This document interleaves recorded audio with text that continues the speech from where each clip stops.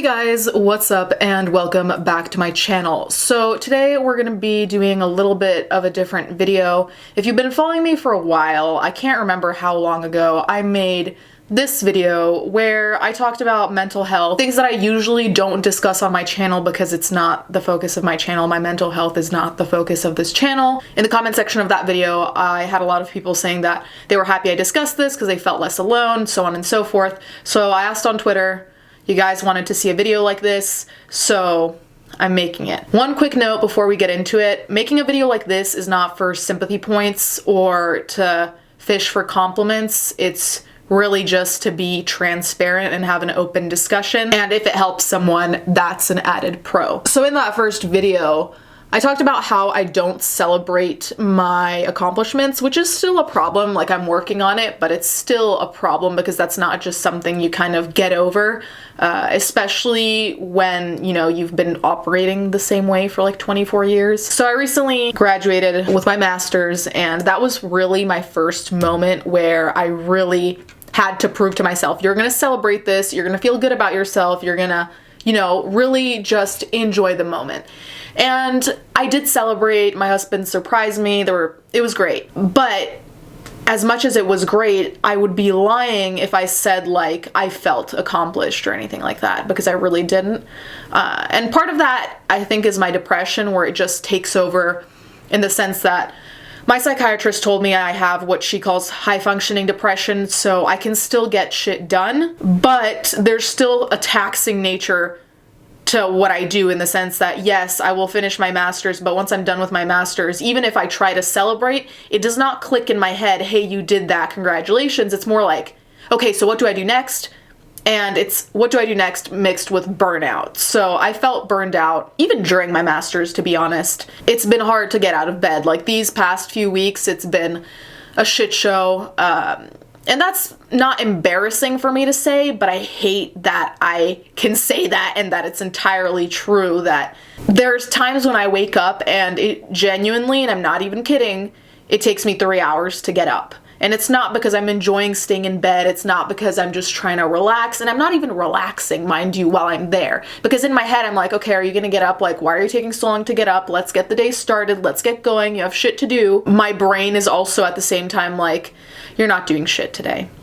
And since I am high functioning in the sense that I'm almost always doing shit, when I'm not doing anything, you'd think I'd be like, ah, yes, let's rest. But then it's also like, no, you're not gonna rest. You're gonna be stressed the entire time.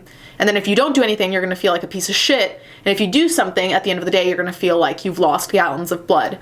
So it's this kind of interplay between two parts of me, and it's just very hard to find a balance, also because I'm automatically without balance due to the lack of balance of the chemicals in my brain. But something that actually happened just yesterday that I realized, and maybe you guys relate to this, I don't know. Whenever I stop working for the day, and usually I try to stop working around 6 p.m., mainly because my brain is just tired after that, I get bored. Like, if I'm not actively doing something, if I'm not actively watching a film I'm interested in, if I'm not actively reading a book I'm interested in, if I'm not actively doing something with my brain, I get bored, which doesn't sound that bad, right? I mean, like, everyone gets bored, what's the big deal? The way my depression works is also that when I get bored, I feel like my depression just deepens. Like, yesterday, for example, I was done for the day, I'd been working all day, and it was time for like my work day to be over. I sat down on the couch downstairs in front of the TV just thinking about what can I watch. I wasn't finding anything to watch, and I just wasn't interested in anything. I wasn't interested in reading a book. I wasn't interested in playing a video game. I wasn't interested in going on social media. I just was not about anything. It wasn't just because I was being a petty bitch, but it was because it's like my depression was like, what's the point?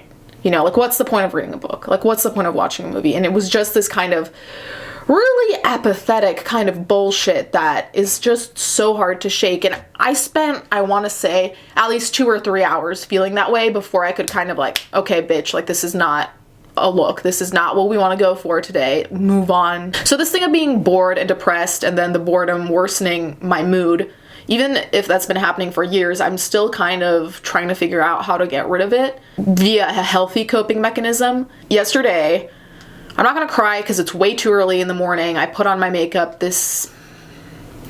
yesterday. I just almost felt just like bawling my eyes out when I was like that. And nothing had happened, mind you. It was just like those moments of when your depression just gets to you and you just feel like killing yourself is probably easier than trying to figure this out every day, because it's tiring to figure it out, and then you can't figure it out, and then you feel like a failure. And it's just this whole shit show, and I just feel like it's a vicious cycle because you're doing your best to try and figure it out, but it always feels like your best isn't enough anyway. So then you turn into, well, if my best isn't enough, why should I try at all? Why should I even go on living? And then it just gets very dark very fast. And I'm gonna make a video about this, but the particular university I attended also was a contributing factor, just because I felt like the environment was so toxic. Like, thank God I met 4 cool people and they helped make the experience far better. To be honest, those 4 people had a very similar experience to me, where the school environment just made you feel like you were so just expendable, like you are easily replaceable, like nothing you have to say has much value, like you're wasting a professor's time by even participating in class. It was very much this environment of like, you know, like when you start talking and you can tell that someone's waiting for you to finish talking and they're not really listening. They're just kind of like, okay,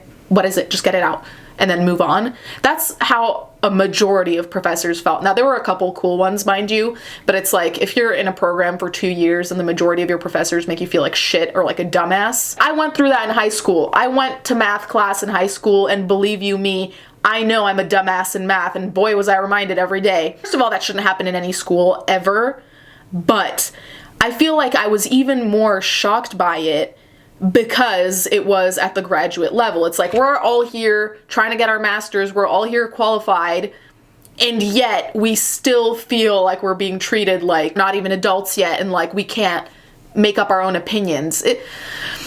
I feel like, I mean, I'm not blaming the school entirely, but when you have that kind of toxic environment, it just kind of contributes to you feeling generally like shit, right? If you have a place that makes you feel like you're a dumbass all the time, why would you ever feel like you're anything else other than that when people consistently feed you this narrative? But I'm gonna get into that in another video because I have some shit to say about that place, and most of it isn't nice.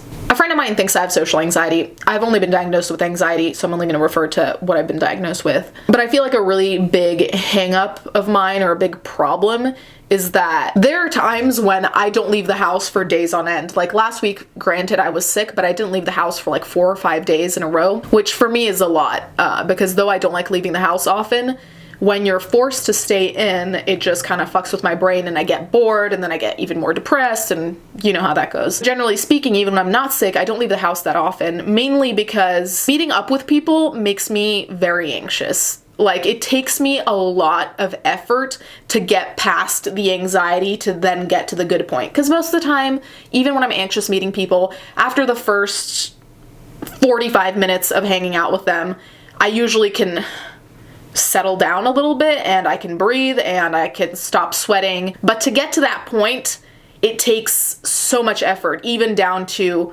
just telling myself it's gonna be fine, which most of the time I go up in my head and I'm like, no, it's not gonna be fine. Everything's gonna fall apart. It's gonna be a disaster. You're gonna regret leaving the house, whatever. I also feel like that's a contributing factor to my depression, because if you don't ever leave the house and you don't really have much human contact, by definition, you know, it's pretty normal to feel pretty shit. Even with people that I feel comfortable with, even people that I'm relatively close to, that anxiety still comes in for some reason, and I'm not really sure why that is. I'm actively trying to find ways to fix it. Actually, as soon as I'm done filming, I'm kind of going to try and make a game plan of how I'm going to get myself a little bit more together, because being entirely honest, these past few weeks have not been good.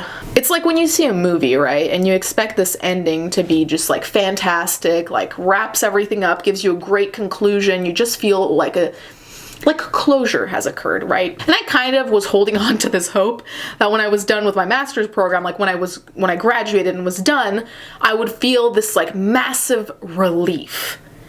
And I was so sure I was gonna feel that massive relief that I don't know if I hyped it up in my head to something it wasn't, but I genuinely was done with school went home, and felt the same as any other day. Like, I finished this huge accomplishment that I've been wanting to finish since I was a kid. Well, there's still a PhD, but whatever. This is still a step.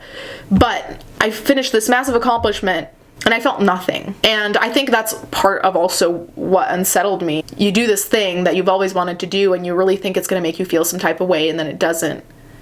And you kind of don't know what to do with that.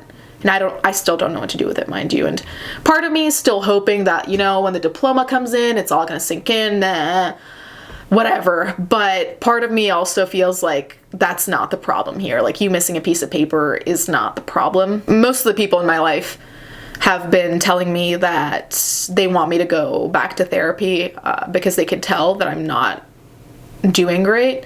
And I did talk therapy for like, what, 5 years?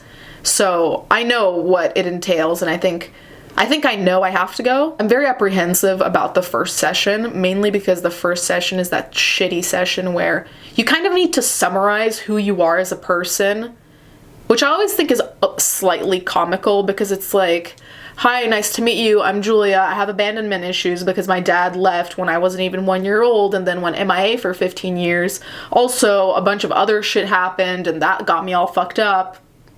Tried to kill myself, OD'd, never let anyone know, like, you know, like, and the thing is, like, I'm dead inside when I say all those things, because, like, to me, it's not new information, right? But it's always kind of funny when you tell a therapist about these things with, like, a straight face, because most of the time they're a little bit shocked. Like, sure, they always hear of people who want to kill themselves, but I feel like nonetheless, having someone sit in front of you saying, like, yeah, I tried to kill myself, and having, like, no emotion when you say it must be something. I want to go back to therapy, but that's kind of what's been halting me a little bit. God, I feel like this video has been such a shit show. But yeah, I just kind of wanted to let you guys what was going on, and I'm sorry if this came off as complainy. It's not meant to be complainy as much as me telling you what's going on outside of this room with this background, you know, what's going on out there in the real world, everyday me.